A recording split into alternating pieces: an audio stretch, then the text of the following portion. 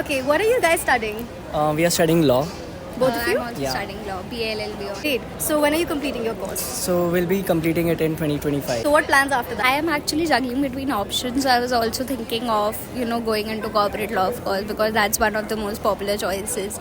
Because, of course, job security and then money and all that stuff. But I was also thinking of judiciary because it's like more stable. It's one of the toughest exams to crack. So yeah, I'm just eyeing for that. If you sit for placements, what is the package that you would be expecting at this point? It's around, I think, 12 to 14 lakhs.